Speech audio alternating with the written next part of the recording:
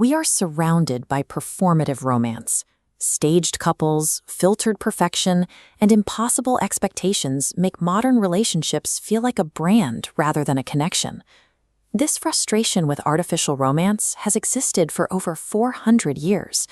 Shakespeare felt this same exhaustion long before the first social media feed was ever created. In the Renaissance, love poetry functioned like a high-end advertising campaign. Poets relied on a predictable set of clichés. Eyes were always stars, lips were always rubies, and skin was white as snow. When romance is treated as a highly decorated performance, the actual human being at the center of the story disappears. The emotion is buried under layers of artificial ornament. Shakespeare wrote Sonnet 21 as a direct rebellion against these romantic standards. He wanted to break the cycle of exaggeration that defined his era. He opens the poem by refusing to follow the crowd. "So is it not with me as with that muse, stirred by a painted beauty to his verse." That phrase, painted beauty, refers to the physical cosmetics used to hide flaws, but also describes the artificial poetry written by his competitors. Shakespeare establishes his authority by mocking the artificiality of his own industry. He chooses to call out the fakes rather than hide behind the flowery vocabulary expected of a poet.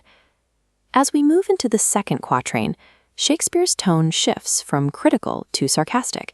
He begins to mock the specific mechanics of Renaissance flattery. He focuses on the proud compare. This is the habit of matching a human lover to massive cosmic entities like the sun, the moon, and the entire earth. It's an attempt to make a poem sound grand by using the biggest objects available. Other poets would pile on these images, April flowers, sea gems, and stars, until the individual they were supposed to be praising was completely obscured by the data points. The formula was so repetitive that it lost its impact. Shakespeare's sarcasm is aimed at the dishonesty of these comparisons. He is pointing out that these poets are more interested in their own cleverness than the person they claim to love. When every person is described as a cosmic event, words lose their value. The language becomes so inflated that it can no longer communicate a real feeling. In line 9, the poem reaches its volta, or the structural turn. He writes, "But let me, true in love, but truly right."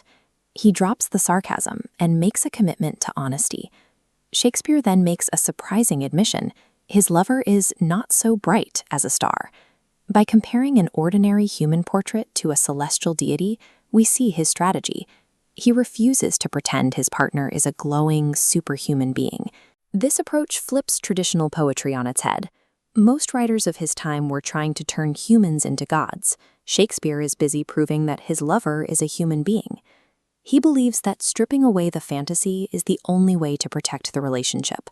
By admitting his lover is ordinary, he makes the romance more believable and more valuable. The final rhyming couplet serves as the conclusion to Shakespeare's argument. It's the moment where he explains why he refuses to play the game. He writes, "I will not praise that purpose not to sell." As sell expands into terms like market and promote, his point is clear. He accuses fellow poets of treating love like a sales pitch. Exaggerated language means marketing someone rather than loving them. This final punch changes the scope of the poem. It shifts the focus from a critique of bad writing to a requirement for how we recognize real affection. Shakespeare's insistence on truth maps onto our modern attempts to find sincerity among digital filters. He chooses the person over the performance. The sonnet forces us to ask a difficult question. Do we love people for who they are, or for the fantasy we have constructed around them? Sonnet 21 has outlasted thousands of other Renaissance poems because it recognizes a simple truth. Real emotion is quieter than a performance. It doesn't need to shout to be felt.